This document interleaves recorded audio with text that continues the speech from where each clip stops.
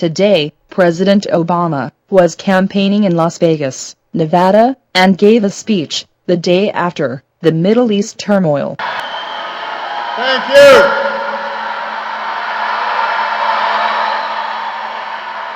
Thank you. Thank you so much.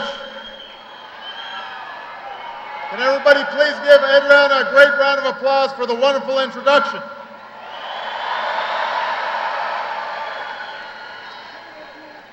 I also want to say it's good to see your once and next Congresswoman, Dina Titus.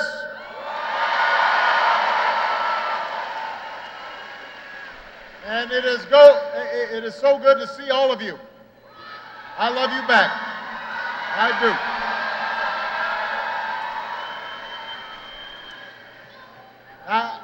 I wanted to begin tonight.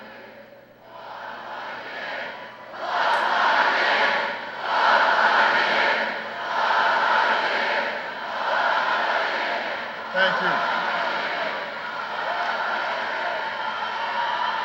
So, I wanted to begin tonight by just saying a few words about a tough day that we've had today. You know, we lost 4 Americans last night who were killed when they were attacked at a diplomatic post in Libya. And they were serving overseas on our behalf, despite the dangers, despite the risks, to help one of the world's youngest democracies get on its feet. They were working to advance the interests and the values that we hold dear as Americans. And as Americans, we stand united, all of us, in gratitude for their service, and we are mindful of their sacrifice. And we want to send out heartfelt prayers to their loved ones who grieve today.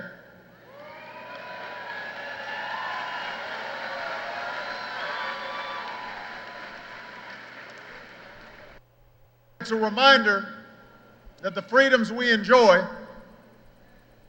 sometimes even the freedoms we take for granted, they're only sustained because there are people like those who were killed, who are willing to stand up for those freedoms, who are willing to fight for those freedoms, in some cases to lay down their lives for those freedoms. So tonight, let's think of them and thank them. As for the ones we lost last night, I want to assure you we will bring their killers to justice.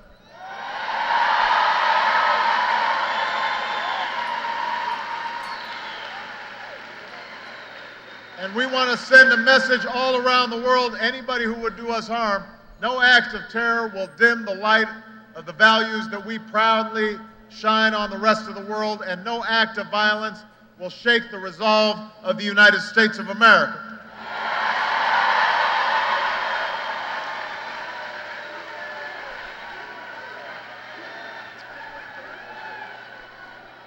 We will not be deterred. We will keep going. We will keep going because the world needs us. We are the one indispensable power in the world.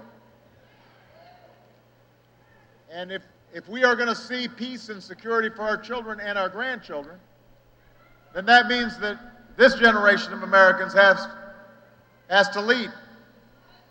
We're going to have to keep doing the work, no matter how hard it seems sometimes. And that's what I want to talk to you about here today. We've got work to do overseas. We've also got to do some work here at home. And we've got to do some work right here in the great state of Nevada.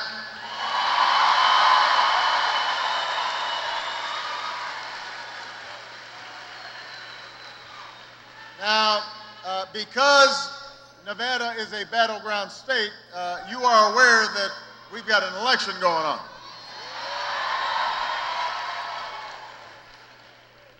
Unless you've accidentally stumbled in here looking for a convention of podiatrists,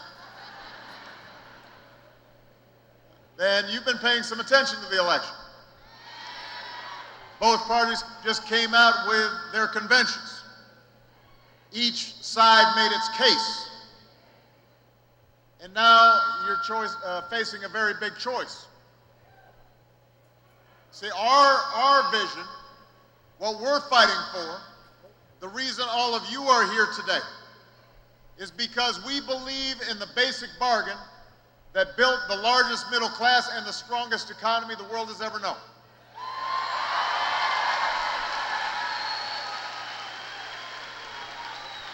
It's a bargain that says hard work will pay off. That if you act responsibly, you'll be rewarded. That everybody gets a fair shot. Everybody does their fair share.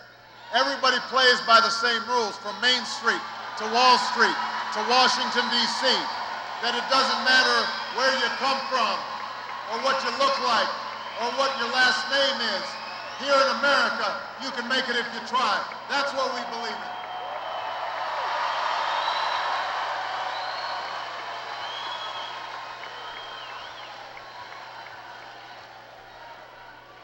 And that basic bargain is why I ran for president in the first place, and why so many of you worked hard to get me elected president. We had seen for a decade too many jobs disappearing overseas. We had seen too many families struggling while costs were going up, but paychecks weren't going up. People racking up more debt just to pay the mortgage or pay tuition or put gas in the car or food on the table. And these misguided policies led to the biggest recession we've seen since the Great Depression. Millions of innocent Americans, especially here in Nevada, lost their homes, their jobs, their savings. And we are still fighting to recover from that. Nevada got hit harder than most. But here's the thing. I don't think the best answers for today's new challenges are old sales pitches. And that's what my opponent and the other side have been selling. You guys heard it. You may not have watched their convention, but if you didn't, let me summarize. What they said was, we want to give you more tax cuts, especially tilted towards the wealthy, and everything will be okay. And this is their prescription for everything. Tax cuts in good times, tax cuts in bad times, tax cuts when we're at peace, tax cuts when we're at war, tax cuts to help you lose those few extra pounds, tax cuts to give your love life that extra kick. Now, listen, I've cut taxes, but I cut them for folks who needed them.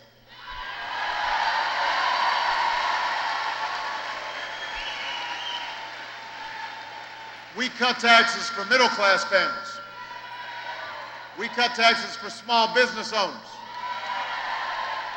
But I sure do not believe that another round of tax breaks for millionaires will bring good jobs back to our shores. I don't believe that it will bring down our deficit. I don't think that firing teachers or kicking students off of financial aid will grow our economy. I don't think that will help us compete when China's churning out more engineers and scientists. After all we've been through, does anybody actually believe that rolling back regulations on Wall Street is somehow going to help small business women here in Las Vegas, or the laid-off construction worker here in Las Vegas get back to work? Let me tell you something. We tried that. We tried it for a long time.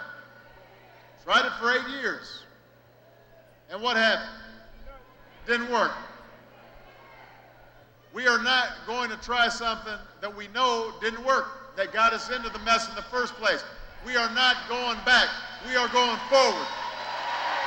We are going forward. We are going forward, Nevada, and that's why I'm running for a second term as President of the United States.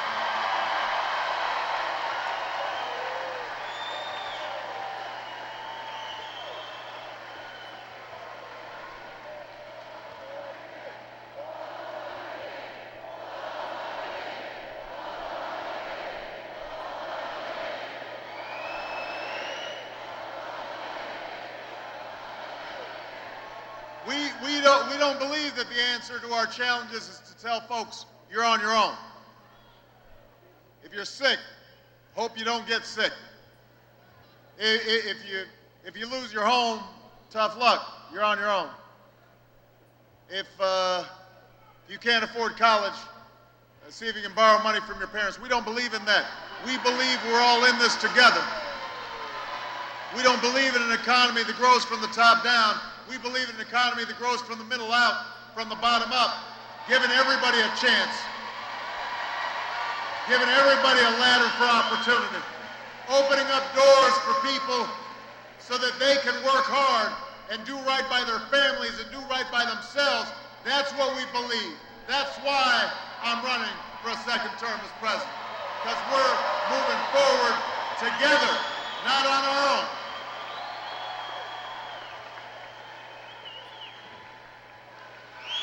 Now, I won't pretend, some of you heard me at the convention, I won't pretend that what I'm offering is the easiest path. I've never said that. In 2008, I didn't say it was going to be easy. And as President Clinton reminded us last week, it's going to take more than a few years to solve challenges that have been building up over decades.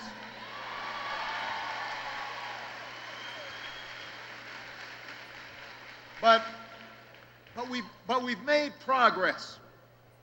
Every time I meet a child whose parents tell me, you know what, she was sick, but you helped her get insurance. Every time I meet somebody who said, you know what, we were able to refinance our home and we've been able to save some money. Every time I meet a spouse who says, you know what, you promised to bring my husband or my wife back from Iraq, and they're back now. Every time I see that happen, I'm reminded of the progress that we've made. And we've got a long way to go, but let me tell you something. When we hear folks say that somehow this nation is in decline, they are dead wrong. We've got the best workers in the world. Some of them right here in Las Vegas. We've got the best entrepreneurs in the world. Some of them right here in Las Vegas. We've got the best scientists, the best researchers, the best colleges, the best universities. We've got this incredible diversity that you see in this audience and you see all across the country.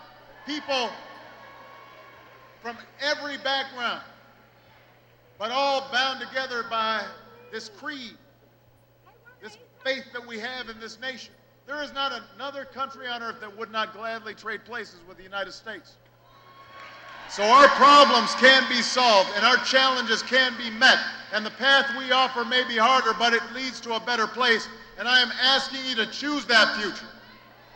I'm asking you to rally around the goals I laid out at the convention to create new manufacturing jobs and new energy sources and improve our education system and bring down our deficit and turn the page on a decade of war. We can do that in the next 4 years. That's why I'm running for a second term as President of the United States.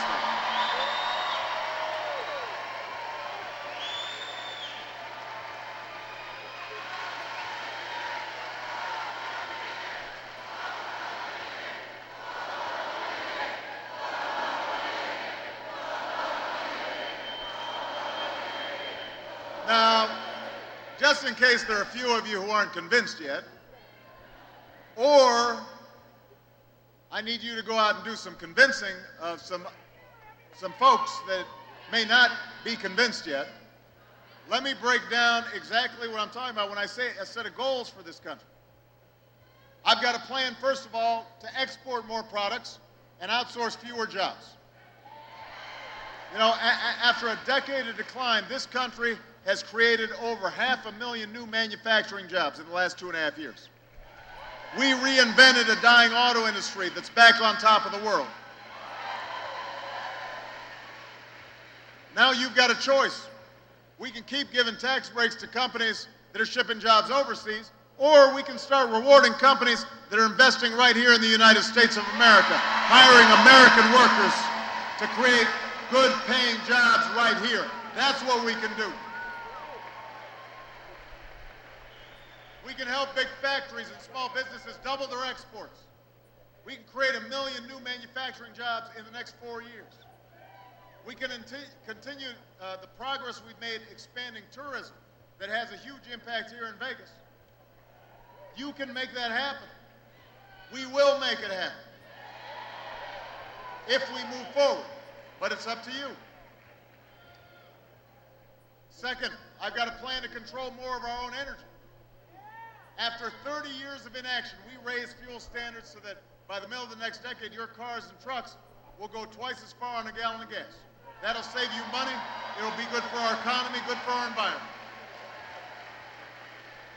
We have doubled the amount of renewable energy we generate, including right here in Nevada, solar panels all across this state.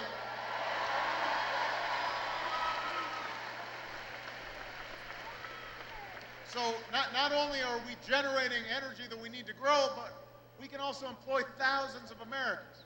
Thousands of Americans have jobs today building wind turbines, solar panels, and long-lasting batteries. Today, the United States of America is less dependent on foreign oil than at any time in nearly 2 decades.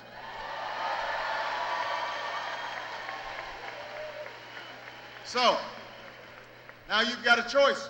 We can reverse that progress, or we can build on it.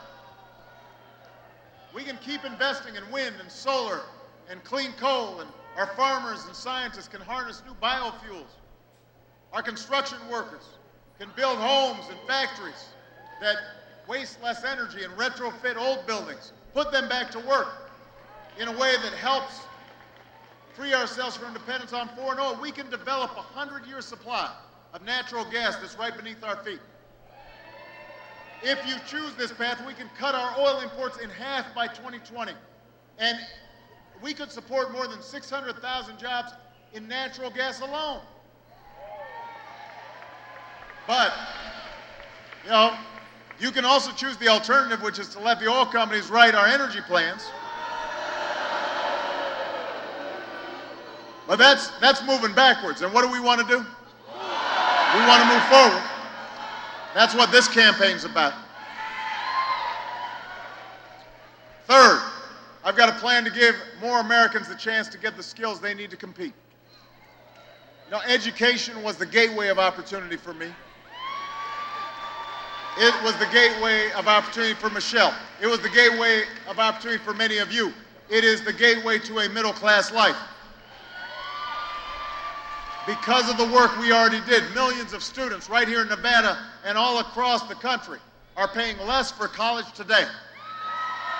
We took on a system that was wasting billions of taxpayer dollars on banks and lenders. We cut out the middleman. Let's give the money directly to the students, and we help millions of young people all across this country.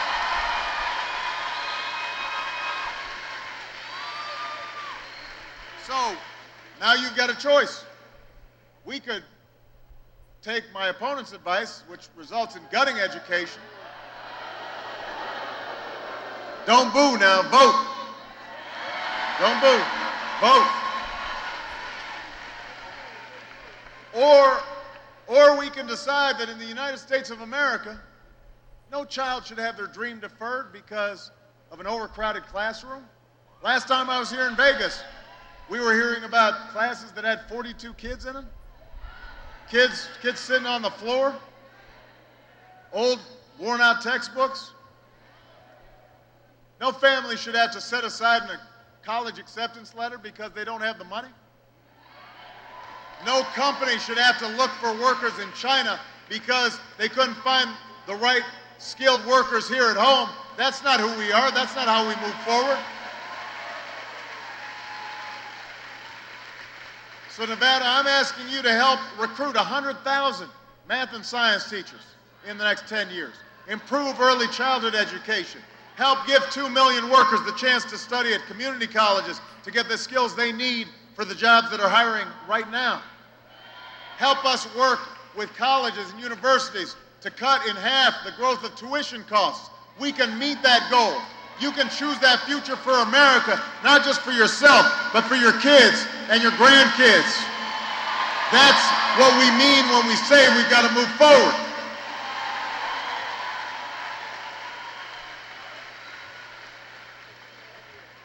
In Nevada, we've got to reduce our deficit. It's important, but we've got to do it in a way that doesn't stick it to the middle class. Independent analysis shows my plan for reducing the deficit would cut it by $4 trillion. I've already worked with Republicans in Congress to cut $1 trillion worth of spending, and I'm willing to do more. I want to reform the tax code so that it's fair and so that it's simple. But I also want to ask the wealthiest households, including my own, to pay a little bit more on incomes over $250,000,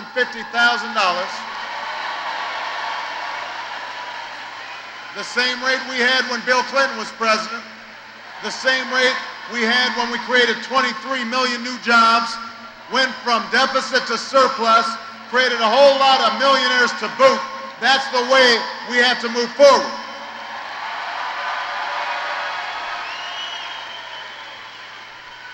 Now, just to be fair, the other side, they've got a plan too.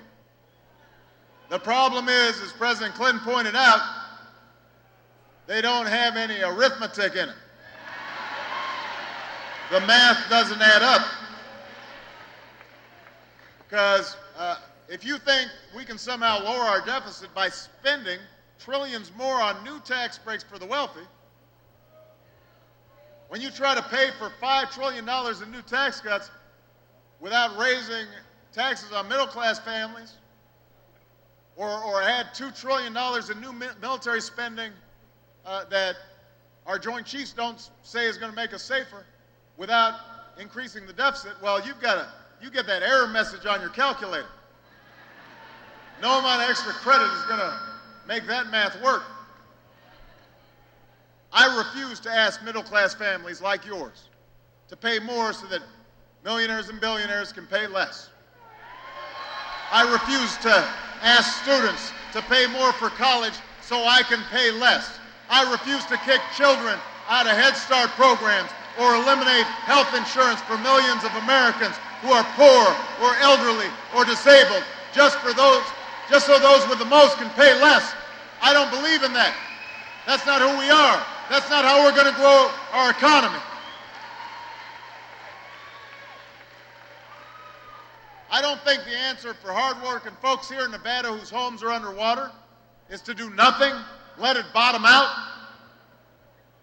My administration's already helped more than 1 million responsible homeowners refinance their mortgages. And I'm running to give more like them the chance to refinance and save $3,000 a year and maybe start building up some equity back. That'll strengthen the housing market across the board in this state. And by the way, I will never turn Medicare into a voucher because no American should have to spend their golden years at the mercy of insurance companies. You should retire after a lifetime of labor with some dignity and some respect. You have earned it. We'll reform Medicare for the long haul the right way by bringing down costs, not by dumping those costs onto seniors. And we'll keep the promise of Social Security by taking responsible steps to strengthen it, not by turning it over to Wall Street like a stack of poker chips. That's the choice that you face this fall. That's what we mean when we talk about moving forward. Now, rebuilding our economy is essential. But as we were reminded today, our prosperity at home is linked to our policies abroad. 4 years ago, I promised to end the war in Iraq, and we did.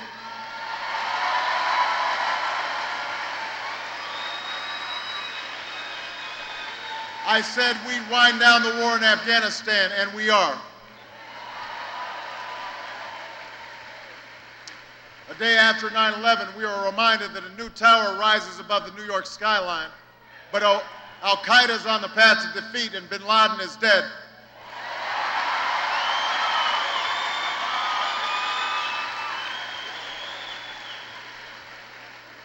We still face threats in this world, and we've got to remain vigilant. And that's why we will be relentless in our pursuit of those who attacked us yesterday. But that's also why, so long as I'm Commander-in-Chief, we will sustain the strongest military the world has ever known. And when our troops come home and take off their uniform, we will serve them as well as they've served us, because nobody who's fought for America should have to fight for a job or a roof over their heads when they come home. That is a solemn commitment that we make. And as we're winding down these wars, we can use some of the money that we're no longer spending on war to pay down our debt and to put more people back to work, rebuilding roads and bridges and runways and schools, because after a decade of war, it's time to do some nation building right here in the United States. Right here at home.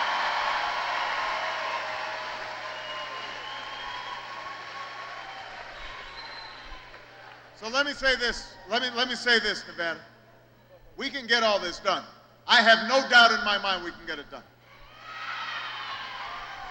The power to do it, though, is in your hands. I told you at the convention, the election 4 years ago was not about me. It was about you and the change that you imagined for this country. You are the reason seniors across Nevada saved an average of nearly $600 last year on their medicines because of health care reform.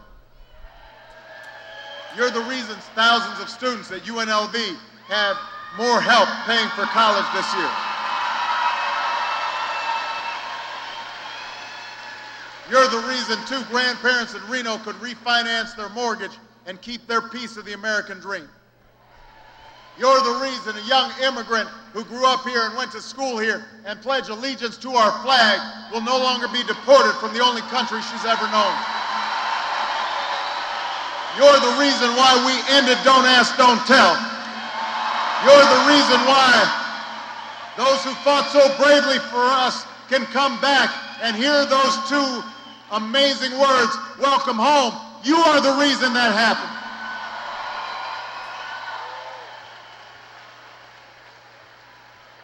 And that's why we can't turn back now. If you buy into all the cynicism that's being fed to you through these negative ads, well, you know what? Change won't happen if you stop fighting for it. If you give up on the idea that your voice can make a difference, then you know who's going to fill the void. The lobbyists, the special interests, the folks who are writing these $10 million checks to run all those negative ads, the people who are trying to make it harder for you to vote, the politicians in Washington who want to decide who you can marry, who want to decide for women what their health care choices should be when women are perfectly capable of making those decisions themselves.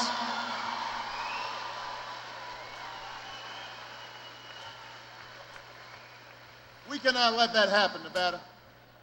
We've got the power to make sure it doesn't happen. But I need your help. We've come too far to turn back now. We've got more good jobs to create, and we've got too much homegrown energy to generate. We've got more young people to send to college and more good schools to build and more good teachers to hire. We've got more troops to bring home and more veterans to take care of.